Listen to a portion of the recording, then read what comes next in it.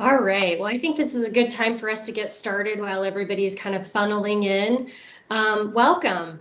Good morning, good evening, good afternoon, wherever you're calling in from today. Welcome to the distributed wind generation and how it plays an important role in the energy mix.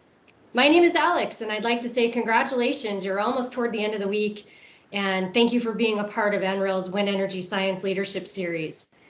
These webinars have had great success addressing the challenges facing wind energy and the pathways forward for making wind one of the most prevalent energy sources of the future. In today's webinar, you will learn about NREL's distributed wind research capabilities and how they span the innovation pipeline, including design, modeling, simulation, resource characterization, analysis, and manufacturing. Before we begin, today's webinar will be recorded and available on demand in a few weeks and will be posted on NREL's website. Please be sure to mute your phone lines and turn off your cameras if you're not speaking today. And next, we encourage you to use the chat feature or raise your hand to ask questions, and we will be answering those questions at the end of the webinar today. And finally, I would like to introduce Program Manager Ian Baring-Gold and lead for our distributed wind portfolio and moderator of today's webinar. Ian? Hello, everybody, and thank you again. Thank you, Alex, for the introduction, and thank you, everybody, for joining us on our session today. Very much looking forward to talking a little bit about distributed generation and distributed wind in specific and how that can play a role in the energy future going forward. So thank you all for your attendance. As Alex said, please don't hesitate to type stuff into the chat, questions and things of that nature. We'll be taking questions at the end of the presentations today. Quickly, just want to talk, kind of set the stage of what we're going to be talking about today. It's a very exciting time in the energy space, and kind of the challenges that are in front of us are pretty mind-boggling if we're looking at meeting what the administration is looking at trying to do. So we have these kind of national goals that are before us that I list here, primarily the 2035 clean energy goal, which is monumentous by itself. But then we add to that a goal to reduce the carbon content of buildings by 50% in that same time frame. So not only are we planning on, or are we trying to, or are we going to try to do, or will we will succeed, I guess, in reaching a zero carbon from the energy sector, we also have a huge effort in front of us on the building sector. In addition to this, the goal of the administration to really tackle this question of economic development opportunities in communities, both disadvantaged, but then also ones undergoing energy transition. So all of these communities, the energy veterans that have made America what it is today in all of these communities across the country focused on fossil fuel technologies, making sure that as we do this transition that the administration has put forth, we do it in a way that understands and recognizes and supports the development of those communities in this energy transition. And then the last one is critically important as well. To be able to achieve these goals, we have to put in a lot of new hardware, and the whole manufacturing and development supply chain for this transition is going to be monumentous. And so these challenges are facing us as we look at the market going forwards. But I think there's a lot of hope and a lot of interest in the distributed generation space, because we see DG as being able to play a key role in looking at communities and helping communities develop going forwards. So generating local energy and improving the energy system, supporting community resilience in the face of climate change and the other changes within the energy sector. Expanding the ability to provide local jobs and energy services within the communities, keeping the electricity and the money that is generated from local energy generation within the communities. And then, as I said, the ability of distributed generation to provide disadvantaged and transition communities with a way to move in this kind of new energy space, with distributed manufacturing, both supporting domestic and international markets. So that's the kind of context for the work that DOE is doing and NREL and the laboratories are doing to support that. So we've got three great speakers today. I probably shouldn't say that. We have two great speakers and then myself today to talk through the activities that NREL, but also the larger laboratory community, our sister laboratories at Sandia National Laboratories, Idaho National Laboratories, PNNL, Argonne, and Los Alamos are all working to support the Department of Energy in moving the distributed wind energy space forwards. And so three speakers talking about three specific topics. I'll kind of give an introduction, look at the market, look at and talk about some of the technology innovations we see, followed by Jim Riley, who's going to talk about the Miracle Project, which is one of our large kind of efforts at integration, and then followed by Heidi Tennyson, who is going to talk about performance assessment and how do we understand what the long-term performance of distributed wind technologies are going to be, which is a key kind of challenge within the market space. So some good speakers here that will hopefully set the stage for some good Q&A at the end of the session. So want to talk a little bit and give a kind of an introduction to wind and distributed wind in specific. I always like leading off with a slide talking about the wind resource potential within the United States, because it is phenomenal, and we need to keep that in mind. It's always good to remind everybody that the capability of wind to provide energy services across this country is astounding. And so we're not working from a place of deficit. We're working from a place of strength. And we have kind of Alaska and Hawaii here, not colored in blue, but there are tremendous wind resources there. They just are not at the same level on the maps. And we already know that this transition to wind and solar is happening. And so the question is, how can distributed technologies, primarily wind and solar, play a role in supporting this wider energy transition? We all are pretty familiar with the large wind turbines that we see in media. So large wind turbines, both land-based and offshore, but wind turbines come in a whole range of sizes. And so we have small wind turbines like the one up here in the upper left that is primarily focused at homes, markets, mid-scale turbines that can be deployed in isolated communities, behind the meter applications. So there's a whole range of wind turbine technology that's out there. It's not just the big wind farms or the big wind turbines that go into the big wind farms. We also have a number of different applications that we look at specifically in the distributed wind space. And those range from isolated communities like the community of Tewksbury Bay up in Alaska, behind the meter applications. And this is a picture of a facility in Ohio where they've installed obviously utility scale wind technology behind the meter at an industrial plant.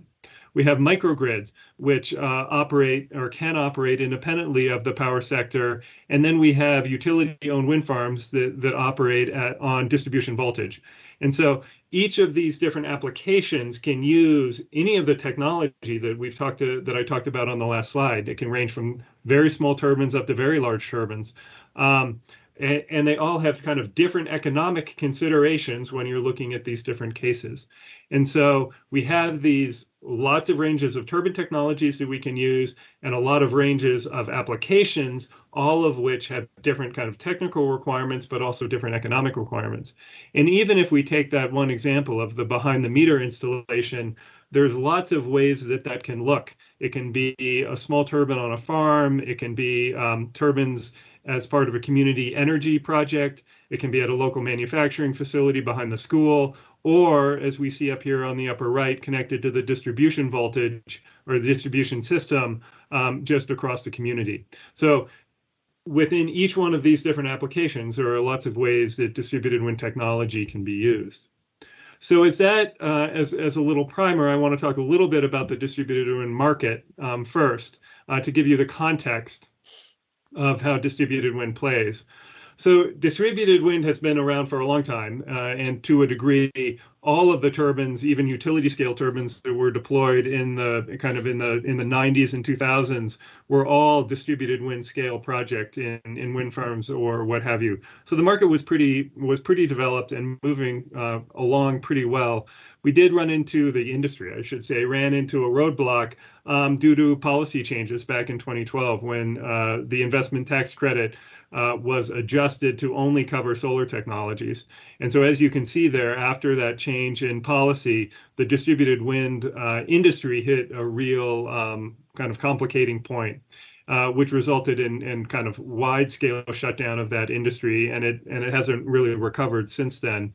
This chart, which is part of the market report, and it's worth noting that the 2020 market report that is being done by Pacific Northwest National Laboratories for DOE is going to be released really soon. So we're looking forward to updating both this slide, but also having that report come out. But what it shows is that a lot of the turbines that are being deployed right now are actually large turbines that are deployed in distributed applications, primarily behind the meter or in front of the meter deployments. But it's large wind turbines, and that's because those can take advantage of some of the tax benefits, PTC and otherwise, that the very small turbines can't take advantage of. So policy plays a huge role in both what the market looks like today, but also what the market could look like in the future. We've done a bunch of analysis here at NREL, supported by DOE, the Wind Energy Technology Office, that looks at where wind plays, or distributed wind plays, and this is looking at behind-the-meter applications. So if you kind of take the country and kind of break it up into where could you deploy wind, there's a lot of places where wind can be deployed. And so just under kind of 50 million residential, commercial or industrial sites that have kind of the land space available for distributed wind. And you can see here 3,000 or 3 terawatt hours, 3,000 gigawatts of potential capacity for turbines that can be deployed.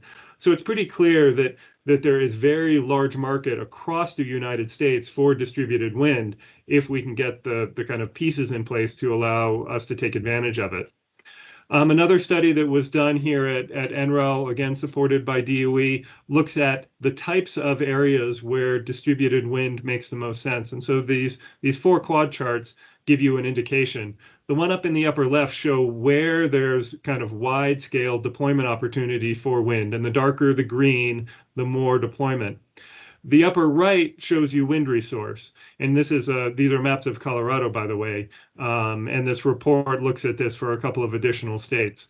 But what you see here is if you look at where the great wind resource is, you can see in Colorado, it's out in eastern Colorado, those dark blue spaces in the kind of B figure up there, and that's where we see all the big wind development. But where you want to put distributed wind is not necessarily in areas where there's great wind resource, because there's not a lot of load out there and there's not a lot of people. And so the figure in the lower left shows you load. And so these are areas, again, in Colorado, where on average, the consumers are consuming a lot of energy. So you can see here that this kind of corridor north and south around Denver are areas where you have a lot of load. And then the lower right shows you land areas. So these are taking all of this land and breaking it up to where could you deploy a wind turbine, a distributed wind turbine, which could be a 5 kilowatt all the way up to megawatt scale turbines in behind the meter applications. And so what you add all these, the kind of the B, C, and D together to get A, and what it shows you is where you have lots of capacity for distributed wind is not in the areas that have really high wind resource, but in areas where you have big enough chunks of land where you can deploy turbines, where the resource is reasonably good, and where you have high load. And that, to a degree, makes a fair amount of sense. But it's not where you expect a lot of kind of large-scale wind development to happen. We've also looked at the United States and what happens when you start lowering the cost of power. Right now, depending on the size of the wind turbines, and I'll get to this in a second, we're talking about $4,000 a kilowatt hour for kind of your typical residential turbines, all the way down to about $2,000 per kilowatt hour for large kind of 300, 400 kilowatt turbine sizes. But if we could get all of the technology down to this kind of $2,000 per kilowatt, and you overlay the wind resource and where people have loads and all of these kind of things, you can see that there's a huge amount of potential for distributed wind development. About 5 gigawatts, 4.5 gigawatts at the residential scale, and about 15 gigawatts at the commercial scale based on kind of current technology and current development pathways, current incentives, and things like that. So clearly, there's a lot of potential out there, and distributed wind can play a key role in going this forwards. We focus primarily on the U.S. market, but I want to take a quick second to talk about how distributed wind can play internationally. And there are a number of reports that have come out in the last year that really look at the transition that we're seeing here in the United States, but that the rest of the world is looking at. So the World Energy Outlook shows that renewables will meet 80% of the future growth by 2030. Now, in a lot of cases, this is going to be large-scale solar, wind, hydro as examples. But we have to recall and remember that a lot of the power systems in the rest of the world are not as strong as what we see in the U.S., kind of North America and Northern Europe, or in Europe. And so the role that distributed technologies are going to play in supporting this 80% of the growth in global electricity is going to have to be distributed, because we're not going to be putting 10 megawatt offshore wind farms off the coast of Kenya anytime soon, because the grid infrastructure just can't handle it. And so how distributed technologies and distributed wind play is going to be critical. And then the World Bank and Sustainable Energy for All have also identified very strong needs for kind of microgrid power systems or energy access to the tunes of hundreds of billions of dollars that will be invested in this right now, mainly focusing on solar technologies. But distributed wind can play a key role in those market segments as well. So why should we be thinking about wind? If you talk about and you read the media and all of that in regards to distributed technologies, it's always solar and storage. That's what you hear all the time, and that's certainly what the developed market is. But why should we be thinking about wind in these contexts as well?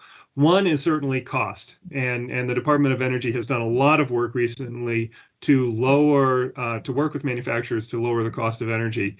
And I would say this is a very successful effort that DOE has undertaken and is showing really good results with manufacturers in the distributed wind space being able to come in and cost of certified technology, so reliable technology that are well within the bounds of solar technologies. So unsubsidized rooftop solar is about this 15 cents per kilowatt hour. And you can see here that turbines kind of 10 kilowatts and above are really coming in at those price points. And so lots of capability for the technology, again, certified technology within the next couple of years to be able to be cost competitive with solar, to be at the same kind of busbar cost as solar, is really a critical way to allow wind to go forwards. We also have a bunch of other kind of benefits to looking at wind, and the speakers will dive into this a little bit more. But certainly higher energy density or high energy density in areas with good wind resources, that makes perfect sense. A really small footprint allowing increased on-site generation. So if we're looking at how do you get to 50% decarbonization of buildings, on-site generation is going to be critical. And so clearly you're going to put solar on the roof. That to a degree now is becoming a no-brainer. But then how do you go beyond that? Because solar on the roof is going to get you 20, 30% of your local energy needs, depending obviously on where you are and all those details. But how do you go above that? And as soon as you've kind of used your available real estate, being able to put in larger amounts of distributed generation become increasingly harder. And so being able to put in large-scale wind, distributed wind technology, so you have solar on the roof and you have a wind turbine in the parking lot. And so being able to increase that on-site generation is going to be really important. We also have wind turbines have different and to a degree improved grid support capabilities because you have rotating mass within the rotor system. And so you have some additional capabilities in regards to grid support. Wind is also very complementary to solar, which I'll show in a second. And so the ability to have daily and seasonal variation means that you don't have to rely so much on storage to be able to provide high contributions of on-site power generation. And then certainly from a wind perspective, a high amount of domestic content really drives to that kind of local economic development that distributed wind can bring to the table. I mentioned the complementarity of wind and solar because that's really critical and ends up being, I think, one of the key drivers of why it's not going to be a question of wind or solar. It's going to be a question of, or it's going to be a requirement to have wind and solar as we go forwards. So Jim will talk a little bit about this in more detail, but you can see that from these maps, that if you look at the complementarity, which you see in darker reds, both from a daily and an hourly basis. In huge parts of the country, the idea of installing wind and solar at the same time, it makes all the sense in the world. And so as we get to high renewable contributions for behind the meter or on-site generation, you really have to have wind and solar, and likely wind and solar and storage to be able to get to those high contributions. But it has that economic value. There is certainly ongoing challenges to the deployment of wind that I'll touch on quickly, and then Jim and Heidi will follow on in kind of more detail. Clearly, there needs to be more cost reductions and reliability improvements. That's been a key issue across the industry, but certainly with the current policy situation that we have, distributed winds have to be 50% lower than solar to be able to compete, and so those cost reductions and reliability improvements are really important. Interconnection requirements and acceptance for rural utilities is critical, and Jim will talk a little bit about that. Access to financing is a key issue, and Heidi will dive into that a little bit with the performance prediction. Zoning and permitting variance is a very big issue. If you have to go through a zoning process to get a variance for any wind turbine you put up in a community, that adds cost and complexity to the process, which makes it really hard to do. And then I think one of the biggest ones is the lack of information, knowledge, and understanding in regards to how distributed wind can play a role going into the future. And we see that all the time by the kind of the focus on solar plus storage within the distributed generation context. So a huge thing that has to overcome. The great thing is the Department of Energy is funding work at a host of laboratories, as I mentioned at the top of the presentation, to address a bunch of these activities. And Jim and Heidi will dive into a couple of them, but I just want to give a quick sampling of what is out there. So two ones that I'll talk about in a second: the Competitiveness Improvement Project, which has really spurred the lowering in the cost of the technology. The D3T project, which looks at deployable turbines, improvements in standards, additional research platforms that I'll talk about, as well as improving prediction, and then a lot of looking at market dynamics with modeling and analysis, all of which are funded by the Wind Energy Technology Office under the Department of Energy. Two projects that I really wanted to highlight. I talked about how the costs of wind turbines have gone down substantially, in some cases over 50% in the last few years. That's largely been driven to the Competitiveness Improvement Project, which NREL has the pleasure of running. And that's working collaboratively with a whole bunch of companies, 23 here, to really take the technology of 10 years ago and move it into the modern space. And so that is much larger rotors. So we're looking at specific powers of down to 150, so much lower than even the utility scale turbines that are available today. Lots of work in power electronics to be able to provide the grid support services that Jim is going to talk about.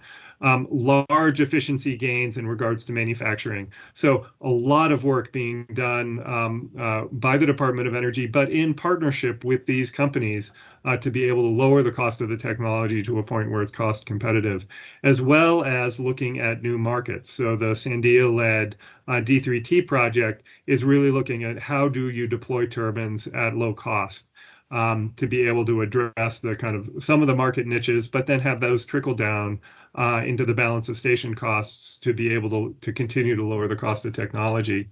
Another big investment that DOE is doing at NREL, but also at other laboratories, Idaho National Laboratory, Sandia most specifically, is investing in the technology and the research infrastructure to be able to support the kind of ongoing research tasks that are going to be needed for a distributed energy future and allow wind to play a role in that. and a huge investment right now at the NREL Flatirons campus under the ARES project to update the turbines and the research platforms that are available for industry to use in supporting the next generation of distributed generation technologies, or distributed wind technologies to support distributed generation. So with that, I would like to hand off the presentation to Jim Riley to talk more specifically about the Miracle project. So I'll drop out. And Jim, if you want to pull up your slides. Thanks, Ian. Pulling them up now. There we go. There's a lot of through when it's coming through your speakers, I think.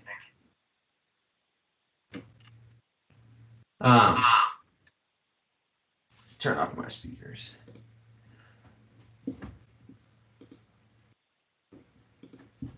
So, like Ian said, I'm Jim Riley. I'm an electrical engineer here at NREL. I had the opportunity to lead the Miracle project. It's microgrids, infrastructure resilience, and advanced controls launchpad. This is a multi-lab partnership between Pacific Northwest National Lab, Idaho National Lab, NREL, and Sandia National Labs. Quick overview I'll step through today is just an overview of the overall Miracle project and dive deeper into some of the research areas, including valuation and modeling, resilience and cybersecurity, advanced controls, and then hybrids. So the main goal of the Miracle project is to try to advance distributed wind research and try to demonstrate basically that wind can provide additional services to the grid beyond just to distribution grids, beyond just watt hours or energy to the system. We're doing this in a couple of different ways. The first, this research area is being led by PNNL. They're looking at valuation and modeling. I'll dive a little bit more into each of these on the next slide. Idaho National Labs is leading research on the resilience and cybersecurity space. And then NREL and Sandia National Labs are collaborating on the integration and advanced controls side. Ian had sort of introduced the use cases that we're structuring this research into, because as we mentioned, distributed wind is deployed in a ton of different types of scenarios, and each one of those has different opportunities and challenges. So we structured into 4 different use cases. The first being wind in isolated power systems, such as islands down in the Caribbean or up in rural Alaska. The second is wind in microgrids. The third is wind in behind the meter deployments. And the fourth is front of the meter deployments. The way we're defining and accepting the U.S. Department of Energy's definition of a microgrid as a power system that can operate both in grid connected, so behind the meter or front of the meter configuration, and then by opening or closing a disconnect device, you can operate in islanded mode as well. So there's a lot of relationships for a microgrid between isolated power systems and grid connected deployments. So diving into the PNNL research a little bit, this is split into 3 main focus areas. The first is modeling to try to improve how distributed wind is represented in grid modeling tools by developing what's on the bottom left here is a PNNL generic power curve, where they're trying to get just a more normalized power curve that can then be included in a number of different modeling tools across the industry. And this is being presented to a number of tools like GridLab-D, NREL's REOPT, OpenDSS, a number of other tools that would represent a wind turbine, and just trying to at least make it so that it's an apples-to-apples comparison between them. This is just one of the examples that's coming out of this modeling work at PNNL.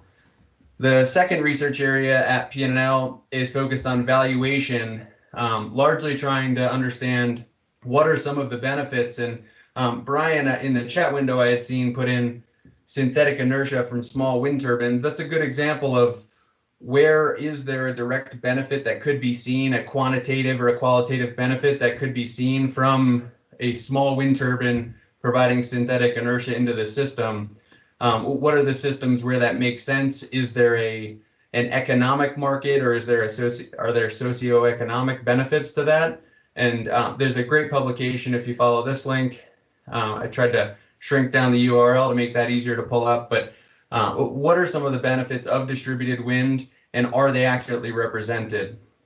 The third area is co-simulation, which ties into some of the work that we're doing with Idaho National Labs, is to develop a co-simulation platform to try to connect and leverage some of the physical assets at the different national laboratories so that we can leverage each other's assets. There's been a significant amount of investment at the individual national laboratories, and we're trying to make it so that we can share some of those assets with each other through real-time data connections and things like that.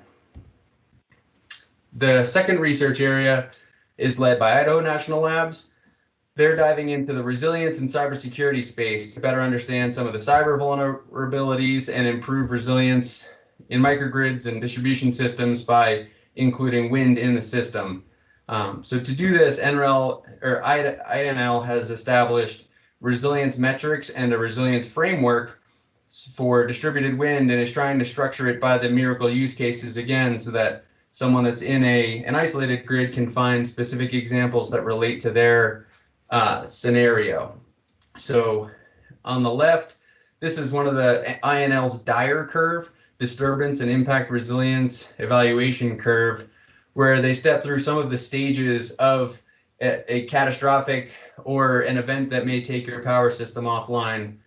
So there's the prepare, detect, adapt, recover, and return to normalcy. This is sort of the logical step, and this could be a number of minutes to hours for recovery, or it could be a much longer time frame. And during that adapt, recover, and normalcy time frame, you're almost fully rebuilding your power system, which is a good example of that is in Puerto Rico right now. They're trying to understand how to fully rebuild their system from the ground up after the recent hurricane there a few years ago.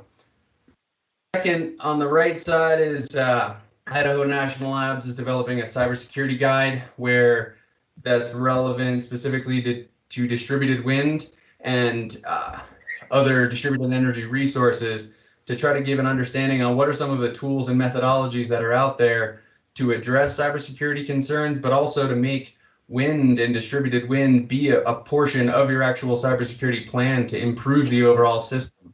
With most generation going online now, there's a lot of control capabilities, and that enables you more visibility and control of your system, which can enable you to detect threats sooner. So the bottom right is just an example of some of the access control limitations that are typically on a power system. There's a number of different potential threats, whether it's a benign threat or a malicious threat. And then insider group, how can people get access to a power system or distributed generation source? So this is just an example of how to categorize people that have access to your different devices. The advanced controls side, so this is a collaboration between NREL and Sandia National Labs. We structured our work into 3 different research areas and are partnering on this using some of the hardware and software capabilities that we have. So the first research area that we're focusing on is fault adaptive controller logic. I was relatively surprised when I first started learning about this, but there are a number of faults that could occur within a wind turbine. And in order to protect the wind turbine, typically the turbine will just follow this right side here.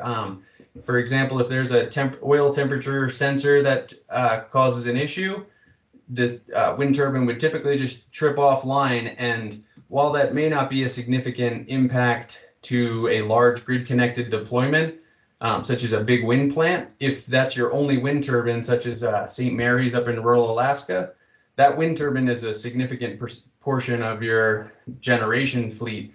So an outage on that one turbine could be catastrophic to your power system and take it offline. So Ben Anderson is working on developing this fault adaptive controller logic that it tries to understand, is the detected fault critical? If it's not, there could be an opportunity to reduce power and reevaluate to see if that mitigated the fault, or to initiate a timed shutdown or an instantaneous shutdown, depending on what the fault is and how dangerous it is to the large spinning mass of the wind turbine's rotor. The second research area is advanced controls integration. The bottom 2 graphs are examples of how a wind turbine can support. The middle one is how a wind turbine can support, along with other generation sources, how wind can support reactive power on your system by injecting VARs into the system. And on the right is how wind can support, this is not reactive power support, that's frequency, how wind might support frequency. This is past research that we're looking to reproduce on distribution systems, isolated grids, and microgrids and distribution system deployments. We're also looking at how IEEE 1547, how that impacts and enables additional grid services on distribution networks, but also how it may become a little bit of a challenge for some small wind turbine manufacturers with the increased certification requirements. And we have a paper that we're recently published that's on the NREL website on that outlines some of those challenges and how the Department of Energy is actively trying to find ways to support those small wind turbine manufacturers. The third research area is focused on wind, solar, or distributed wind hybrids. How does wind work with solar, storage, diesel, or natural gas, any variation of those three and others. So one of the opportunities that every time we present at one of the conferences is basically how does wind work with some of these other generation sources? How can you make it more plug and play? How do you quantify what some of those benefits are?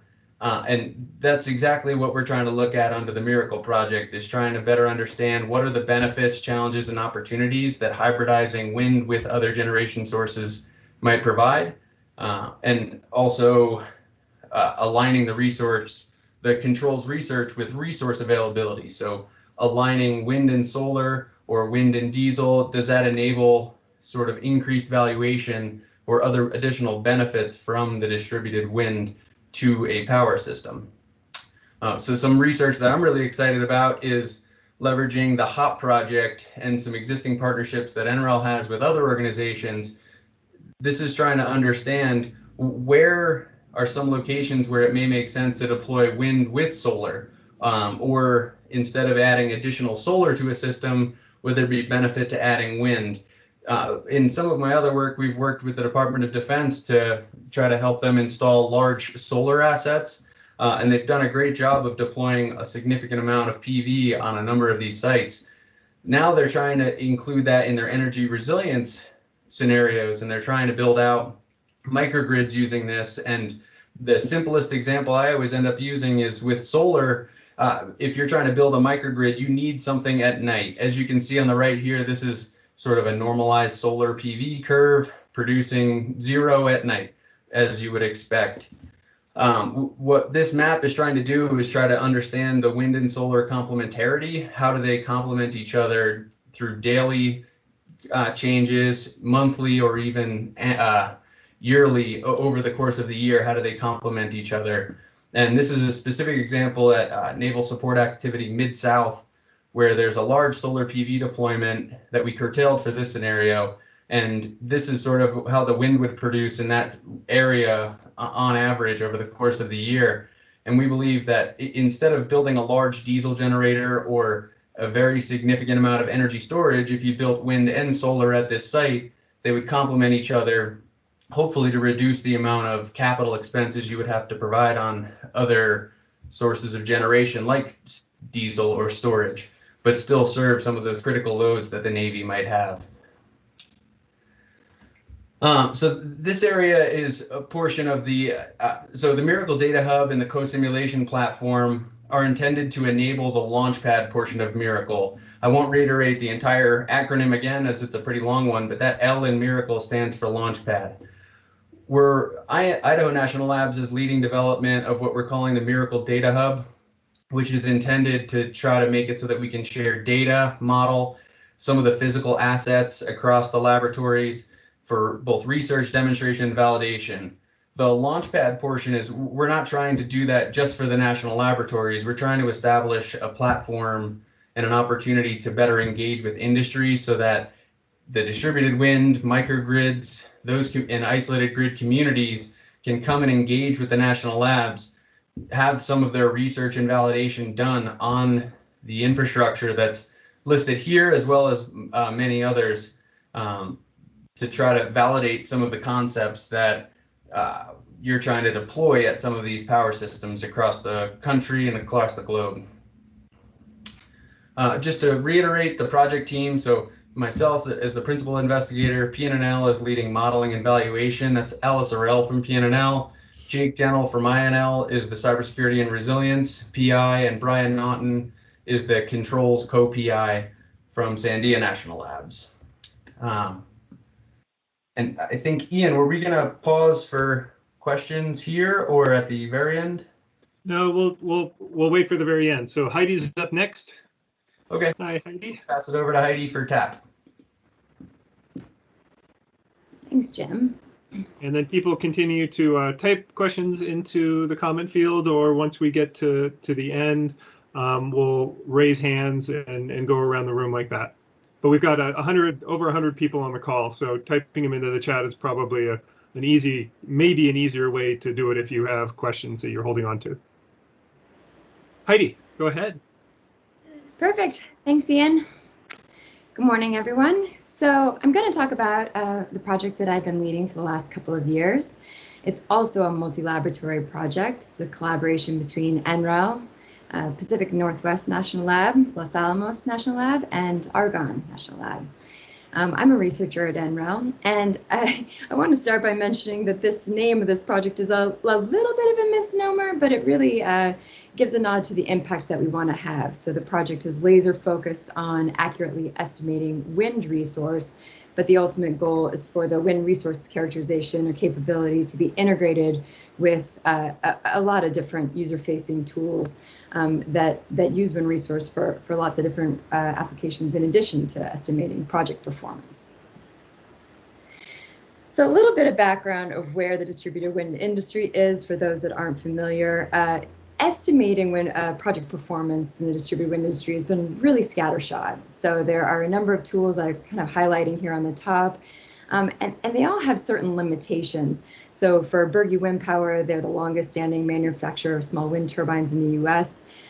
They have their own proprietary tool. It's wonderful, but it only estimates project performance for Berge turbines. Then we have this wonderful tool in New York, but it only estimates for projects in New York. And then we have this great tool, System Advisor Model at NREL, but it's using a wind resource data set that is a little incomplete and inaccurate for what we want it to be used for. And then most of the industry uses some proprietary approach. They use spreadsheet tools, Excel, plus the nice wind resource maps that NREL has provided.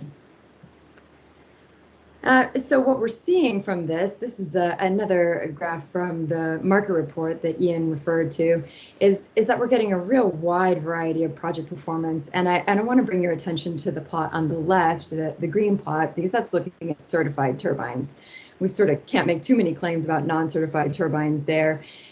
But this does kind of refer to something that Ian was mentioning before about policies. So, as we have incentive programs, we can incentivize certified rather than non-certified programs, as well as use of certain tools like the NYSERDA tool in New York. But so if we're looking at this project performance, and this is data that's been collected from USDA grants as well as the NYSERDA grants.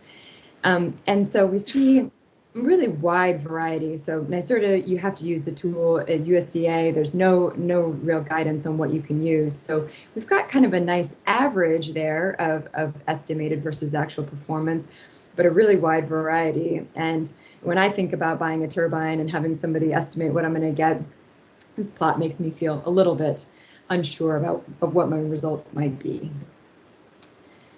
So these are really the core challenges that TAP is trying to address. So the inability to consistently and accurately predict project performance. And a couple of those key reasons, one I referred to already about these desktop modeling approaches not being accurate enough or not comprehensive enough to estimate all scenarios. But also, there really isn't the sort of project financing available to install a Met tower or wait for a whole year. So it's really time and cost prohibitive to employ utility scale approaches to distributed wind projects. And that really has a huge impact on stakeholder confidence and also access to financing. And when you think about kind of access to financing, it's a little different than how you might think typically in the utility industry. But you can look to the solar industry and the ability to use these lease models. And that has because a company is able to, have a whole portfolio of projects and work with financiers and have that financing ready right as the consumer is going to buy that project, and then pay sort of over time rather than with small wind. A lot of times you have to sort of pay the whole upfront cost right at the outset. So this is our primary mission, is really to enable the widespread adoption of distributed wind technology by improving resource characterization capabilities. So as I mentioned, we're really laser focused on estimating the wind resource. That's really one of the biggest things that the industry with its limited resources can't do on their own. So we are applying the wisdom and the expertise of 4 laboratories to really get this part done right. And then, we're going to share this characterization capability with tools, but there's some unknowns there. So we're focusing on precision first and then accuracy later, as we really start to understand and characterize more of the project losses. And a big one there is really availability of turbines, as we have sort of a wide variety of sort of service in the areas and monitoring as well for systems. And those are other key challenges for the industry. So for the project, we've got these key work products, and it really falls under kind of 3 main areas, and then grounded in deep stakeholder engagement. We really like to follow sort of an agile methodology where we're sharing our innovations and getting user feedback as we're going along the way. But the first key product here is the National Wind Resource data set. And Ian mentioned that earlier with one of his maps. And then getting into obstacle flow modeling. So with small wind, distributed wind industry, the turbines tend to be installed closer to trees and buildings, where those are having a much larger impact rather than sort of turbine to turbine interactions. And then we're developing a framework to really help make the data quick to access and easy, sort of single point of access for all of the inputs that you would need in order to calculate the wind resource. So in terms of wind resource modeling, this isn't an activity that's exclusively valuable for the distributed wind industry. This is a product that many of you may be familiar with already. We have a wind toolkit. It has 7 years of data at 5 minutes, but it has some limitations with it. It was originally developed to mimic forecast errors, and it doesn't really give you a lot of indication about the sort of uncertainty in the models. So we're developing a new data set that we are sort of have 2 years on now and are currently turning the crank on getting the rest of the 20 years. So we will have 20-year data set starting from today, going backwards 20 years. It will be 5 minutes for the first 5 years and then to hourly data. We're going to actually publish what the uncertainty of this model is, and I'll go a little bit more into that in a minute.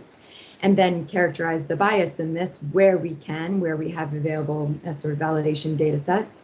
And it will be with all the same 2-kilometer spatial resolution, but we are actually adding quite a few more heights. And so that would be really exciting, everywhere up to sort of several hundred meters to look at airborne winds. So in terms of uncertainty quantification, there are sort of 2 key components there. There's internal variability and then structural uncertainty. So with internal variability, there's a lot of difference in the sort of what the model outputs look like depending on when you initialize that model. And then in terms of structural uncertainty, one of the key or the most important scheme there is the planetary boundary layers. So we have an entire ensemble of simulations that we've been running at different regions in the US at different times to really characterize what the spread of the uncertainty will be relative to the best data set that we've picked that will be the underpinnings of the production data set. And then we're also looking at characterizing the bias with a couple hundred data sets that we have now to see, as it sort of indicates, how much bias there is in this model relative to actual measurements. And so we're looking at that with the existing wind toolkit, developing a methodology to then apply to the 20-year data set once that's complete. And so we're looking at a lot of different elements of the bias, or regional, diurnal, seasonal, looking how it changes with hub height, wind speed class, stability. And then ultimately, at least for the distributed wind portfolio, we're going to look at approaches to actually correct the bias, at least in specific sites where we have sufficient accurate measurements to be able to correct that data. Then with obstacle modeling, we're looking at high fidelity simulations. There's always lots of amazing pictures that come out of that. I'm sure many of you are familiar with these models. But so the industry has been using, when they use models to actually look at obstacles and the impact of those, it's a simple 2D model, or it's a rule of thumb that we just sort of avoid certain areas. But there was a 2D model. It was based on a fence experiment from about 30 years ago. And then the utility industry researchers at NREL have many different complex computational fluid dynamics models. And what we're really hoping to do is find something in the middle. We need the models to be able to run very quickly, to be able to run on personal computers. We can't have a whole army of PhDs to model these sites for us. So we're really trying to bring all of the bring more of the fidelity from these complex models into a sort of mid-fidelity model. And what we're trying to do is really balance time, cost, and accuracy. So we started last year looking at the different models that we could employ. So looking at RANS and LES models and a mid-fidelity model out of Los Alamos called Quick. And then looking at how that compares with the 2D models that the industry has been looking at. So this yellow line, which is a little bit hard to see, is the 2D model. And as you can see, it's just wildly inaccurate. And so, you know, can we better this by, you know, the high fidelity approaches? Of course we can. And then how does the mid fidelity do? Well, it's looking pretty good so far, the existing mid fidelity, but had some known errors that we want to correct. And then, you know, how do these all look against each other? Because we wanted to run a lot of these models in order to then build this new and improved mid-fidelity model. And then this year we're looking, so that previous evaluation was looking at some wind tunnel data. And now we're looking at actually validating our models in real scenarios so that we can have full stability conditions and really look at more complex sites. So looking at a single cube in a wind tunnel is a pretty simple case. We're looking pretty good, but what does it really look like in the real world? And so we've got a partnership with a company in the Netherlands. It's sort of a mid-complexity scenario we have. It's nice because we've got a bunch of turbines that were deployed in a very short period of time in very flat terrain with very similar configuration of how they installed those turbines. So we've got all the performance data from that. Not a perfect validation data set because we don't have Met towers outside of one site there where they did their IEC testing. So then we have 2 additional sites to work through this year. So we've got a building at Argonne National Laboratory where we're deploying currently a bunch of instrumentation and METS towers and LIDAR and SODAR. And then another building at Texas Tech, which is very cool. It's actually been one of the challenges of this project that there aren't very many cube-like buildings that are sitting off by themselves without anything else around that we can put instrumentation around. So not only is this in that scenario for us, but it actually is rotatable. And so we've just finished deploying a bunch of instruments down there and are really excited to just work through some model validation this year from these new mid-fidelity models that the teams have created. And then finally, we have this computational framework. So, you know, we want to be able to implement consistently best practices for spatial and vertical interpolation. So we can take a 2-kilometer grid and then get to the exact point of where the turbine is going to be installed at the correct height. Then we have access to GIS data through this portal as well to be able to characterize obstacles and terrain. We're working on new methodologies to do automatic obstacle detection so we can have the shape and the height that will feed into the obstacle models, then provide really a suite of different obstacle models. So as we sort of have more complex sites, that we will enable the user to be able to choose more complex models that would take longer to run. And then building a scalable data framework that will allow users to access this enormous amount of data quickly, so they can run these assessments very, very quickly, and then support the integration of this capability into commercial tools that already exist on the market. Oops, wrong way.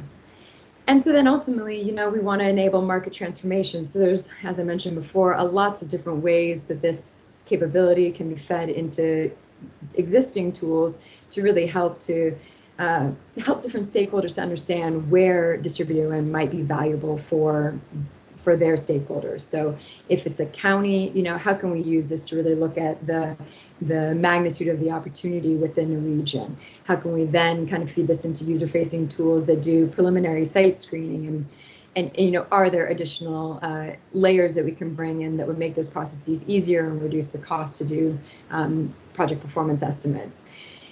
You know, can we impact sales better and help to get to those right locations? One of the biggest things for distributed wind is, unlike the utility industry where we're really focused on the levelized cost of energy, distributed wind projects really want to minimize capital costs. So how close can we bring the turbine to the building so we can have small cable runs while still having, you know, the project performance that we want to have? And then detailed siting as we sort of get into the end of the sales process. So, as Ian alluded to before, distributed wind is a viable distributed energy resource on its own or in combination with other technologies, on-site solar, for a range of energy customers. And it really can be a key component to a 100% clean power system, especially if you want to sort of engage all the different stakeholders, you know, from the states that have 100% renewable goals down to, you know, companies that are really motivated to participate in the renewable energy future. It also has a really a wonderful opportunity to, you know, along with solar and other distributed technologies, to provide a path to support communities that are underserved or undergoing energy transition. So we see this quite a lot with community solar, where a lot of folks don't own their own homes but can participate in something like community solar, but we have virtually no community wind projects, and there are other opportunities there as well. And also, you know, we've seen amazing progress in solar over the last 10 years. In terms of bringing down costs and really increasing deployment, that indicate that distributed wind challenges can be solved with a combination of research, deployment assistance, and supportive stable policy. And with that, we can go to questions. Great, thank you so much, Heidi. We certainly, I know it's the top of the hour. We'll kind of tackle a couple of the questions, but Heidi, Jim, and I can stay on longer to kind of answer additional questions. Jim, why don't you pop on, put on your camera so we can see you. But why don't we start off, Heidi, quickly. A couple of questions in regards to kind of what level of accuracy do you think you can get in wind resource assessment and performance prediction? I mean, a lot of the work that you talked about addresses one of the key issues that we have is local obstacles make it really hard to predict resource. Understanding that you're midway through the process, what is your kind of shot from the hip thought about how close the TAP project and the laboratories are going to be able to get?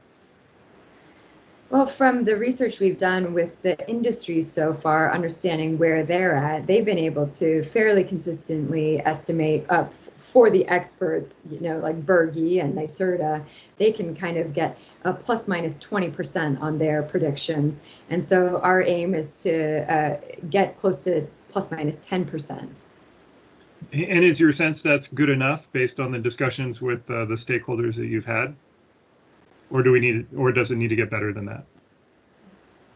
Well, honestly, if we got plus minus 20%, we hear that's good enough. So we like to be not just good enough, but better, and really rocket this industry into the, you know, to being part of the, you know, solution.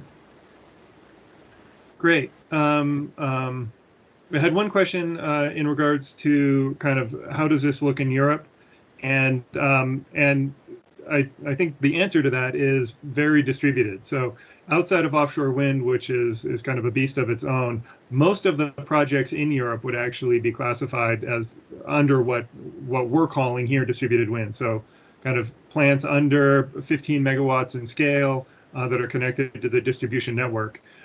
They don't have tons of communities distributed, small scale distributed wind. So it's more common large wind turbines deployed in small applications, like we commonly see in Iowa as an example. So a lot of kind of distributed generation, large turbines. Following on that question, Jim, how many kind of the current fleet of turbines really can provide advanced auxiliary services like spinning inertia and things of that nature at this point, and what do you see as the research path needed to be able to have that happen? Well, I will say we haven't gone turbine by turbine looking at which individual turbines can provide the different grid services. We've tried to structure it by the various turbine types, and we're leaning pretty heavily into what looks like the forward-looking number of like the turbines that will likely be deployed largely in the future, which is type 3 and type 4 turbines, which are typically full conversion turbines with inverters and converters in them. So using the power electronics, you can provide that synthetically using the electronics of the inverter to provide synthetic inertia and things like that. The limitation is really, do you want to do it? Is there a cost benefit for that specific scenario? And then what are the trade-offs? So to provide inertia, do you need to operate sort of permanently curtailed to provide inertia up to inject power into the system to support frequency up? It depends on the scenario. So it really backtracking a little bit, it's in the future, we're expecting most turbines to be capable of doing that. It's just how often do you want to? What's the specific scenario and need? So I redirected from your question there. No, I think that's a perfect response. I would also kind of say that there are a couple of turbine manufacturers that we're working with through CIP that are looking at integrated storage. And so looking at the question of, do you put storage at the base of the turbine, or do you integrate storage into the turbine itself? And what is the value proposition of that? And the facilities that are being deployed at NREL under the Distributed Integrated Energy Laboratory are there to be able to test that capability and understand what those dynamics are, getting to Jim's point about the economics. You can certainly do it. How much value do you get from doing it, and does that warrant investment in that space? I think is a key question. We have one question about policy. I kind of mentioned how policy has hurt the industry. Obviously, as under the Department of Energy, we don't advocate for policy one way or another. I know the Distributed Wind Energy Association is working in this area and is looking at trying to implement kind of level playing field policy in regards to the ITC and the ability to do cash grants instead of the ITC for those entities that don't have tax appetite.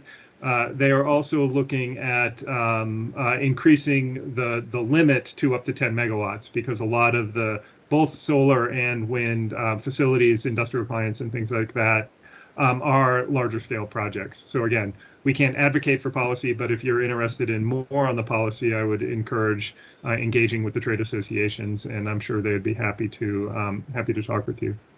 Another question in regards to environmental impacts, mainly avian impacts with distributed wind.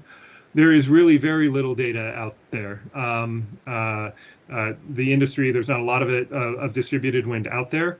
And so not a lot of research has happened in regards to that. Some pockets of studies have been done that look at distributed wind, especially guide towers, unguide towers, and distributed wind projects that have been installed in sensitive areas. And the kind of anecdotal is the impact is quite small, especially for the smaller turbines, because they operate much faster than the large turbines. Their rotational speed is a lot faster. But I would highlight that as an area with not a lot of research at this point, and something where more research could be likely or could be needed as we go forwards. pose for additional questions. I don't see any questions in the chat. Do people want to raise hands or unmute themselves to ask questions?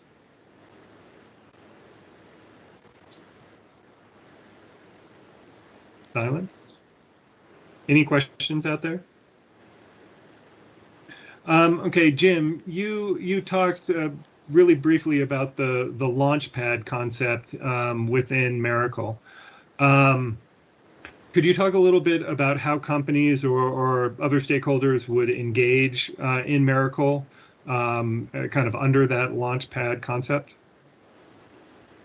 So we're still developing this sort of the construct around the launch pad. We've proposed a number of different ways to pursue this with the Department of Energy. And so, yeah, it's still sort of under development. But right now, what we're trying to do is establish something so that industry can come to one of the 4 national labs or additional national labs outside of the Miracle project and try to propose some challenge that they're trying to address with their technology or to validate one of the solutions that their technology might provide or a methodology. They would propose that to the national lab. There's a ton of expertise and hardware that's deployed across the labs, and we would try to use that expertise and infrastructure to help industry to validate these things, again, using lab infrastructure, lab expertise, but providing that out to industry. So we all, as a community at the labs, have a lot of interest and understanding on what some of the challenges are, but we're trying to better engage with the industry and pull them into the research, try to answer the industry's questions and challenges.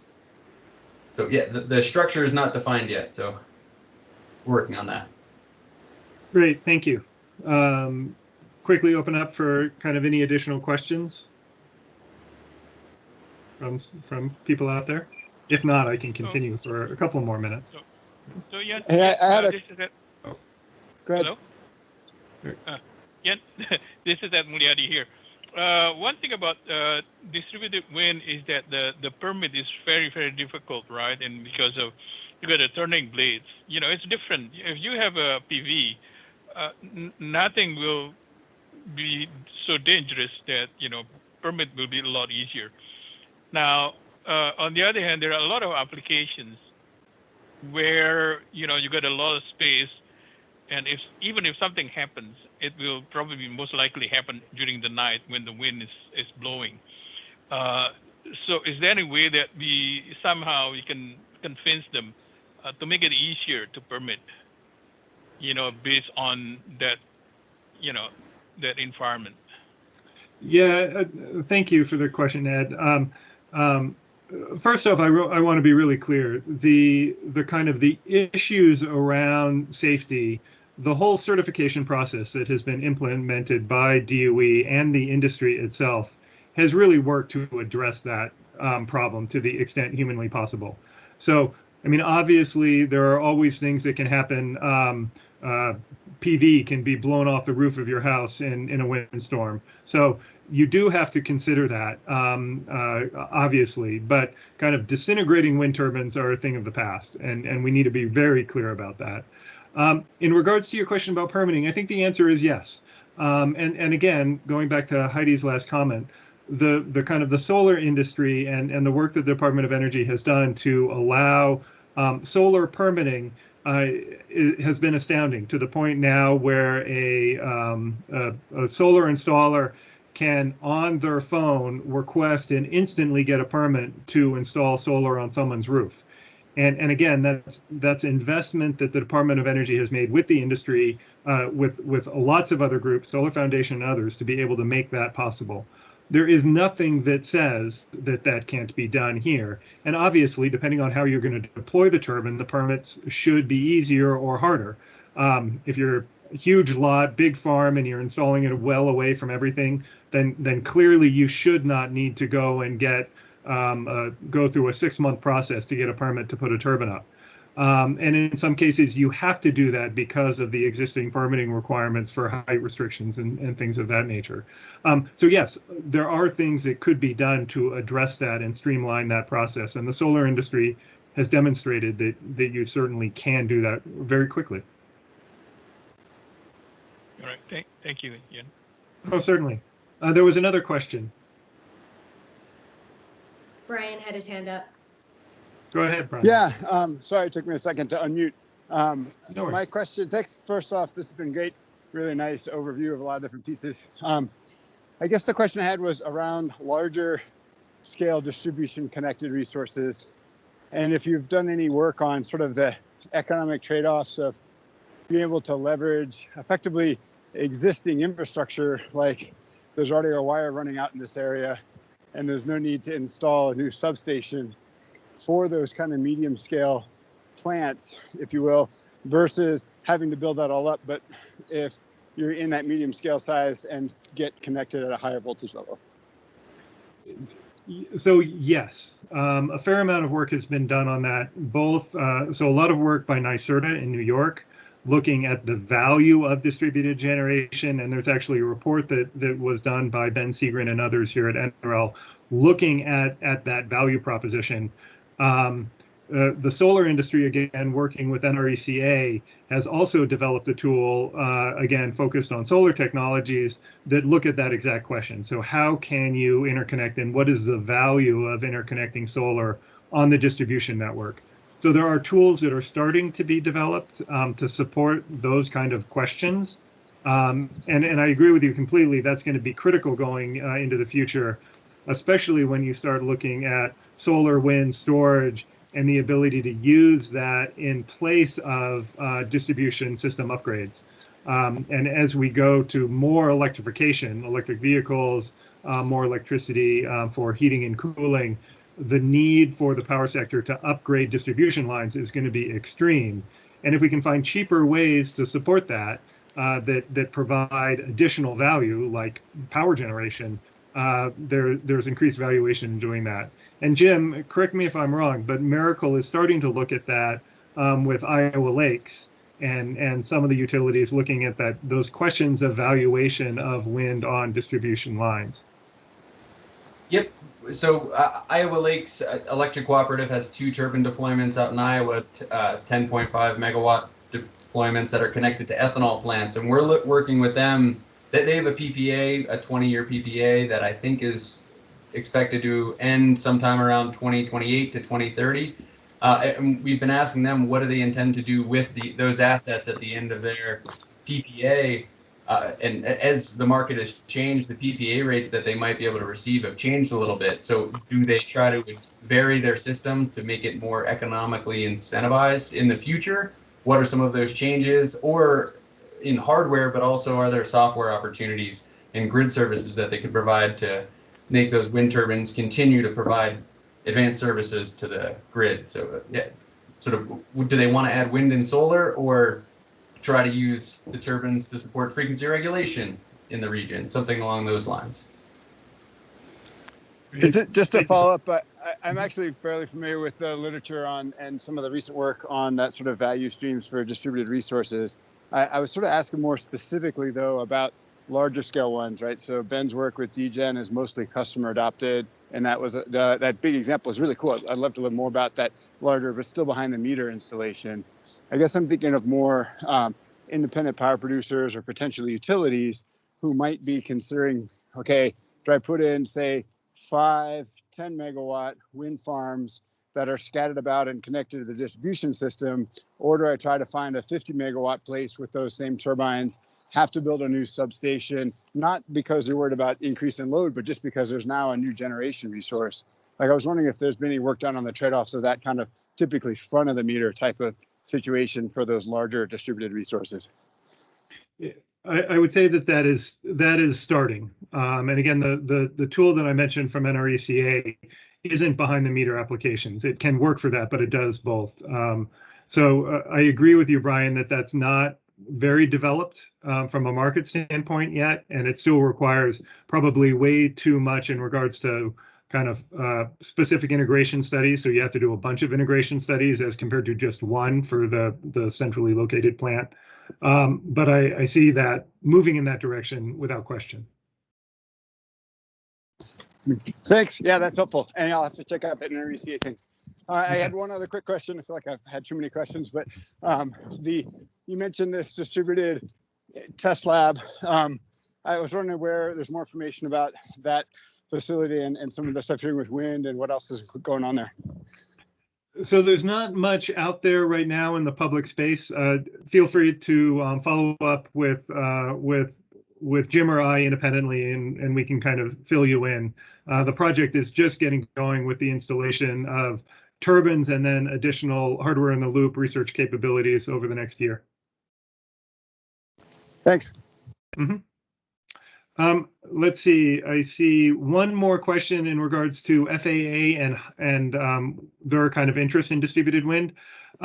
So for smaller scale projects, so smaller wind, small mid-scale, it does not require FAA kind of identification. Once you start to get to kind of tall utility scale turbines, it certainly does. I'm not a radar expert, but my understanding is that single turbine projects or small turbine projects are not as worrisome as large wind farms from a radar signature perspective. And so, again, not saying that it's a non-issue, because it certainly is an issue. And if you have utility scale turbines going in, then you have to go through the FAA approval process to be able to do that. But generally speaking, small turbine numbers is not as big an issue as larger scale wind farms from a radar blockage perspective. All right, we're about the end of our time, and so don't want to keep people more, but if you have additional questions, thank you very much. Please stay on. Alex, do you have some final words, or should I do a quick wrap up? Looks like you're going to do a wrap up. No. Please feel free to do a wrap up. We have submitted so much information in the chat. We really encourage you to sign up for our newsletters. We have a peer review coming up in August, and any of the archives for our previous webinars as a part of the series was also included in the chat. So we look forward to having you check out our learning channel. And that'll be it for me. And that was the wrap up I was looking for. So thank you all. Definitely this video will be made available on the learning channel, as Alex mentioned, and you can find the links in the chat. So certainly feel free to pass this on to others. Feel free to reach out to Heidi, Jim, or myself if you have additional questions in regards to the topics. And then Heidi, Jim, and I can hang out for a few more minutes to answer questions if people have them. So thank you again for your attendance here. It's been a pleasure talking at you, probably not talking with you. I can't say that, but hopefully we'll get to a point where fairly soon we'll be able to do more of that as well. So take care, be safe, and we look forward to continued dialogue as this goes forward. Thank you, Jim and Heidi, as well for your presentations. Thanks everybody for joining. Any other questions that people have? I do have yet another one, but I feel like I've asked a lot. So if somebody else does, they should go first. Anybody else before Brian? All right, go for it, Brian. I just yeah, thanks. I think this is more for Heidi. You were talking about optical stuff, and I know in the solar world, there's been a lot of work done using LiDAR data to understand roof pitches and shading from the sun. I was wondering if that's something that you've been able to incorporate into some of your localized maps or things like that, those types of data sets. Yeah, so far I've been working with data sets in the Netherlands, as that's the validation exercise that we're doing. But yeah, we're looking at any available data sources to be able to do that automatic obstacle detection, really trying to make everything highly automated to drive the sort of user errors out of the system. There's more fidelity in all those data sets right now in more urban areas, but they have gotten better over the last couple of years, and we're just starting to test it. Some of the USGS data sets in the US for next year's validation. Cool. Yeah. No, I know that there seems to be a bit of a treasure trove where I feel like anytime I ask, Ben Seegren and the DGen team, they're like, oh yeah, we got LiDAR data for there. It's like, whoa. But it does tend to be more urban. It's cool that you'll be able to maybe incorporate that at some point. That'd be awesome. Great. Well, thank you all. Take care and have a great rest of your day.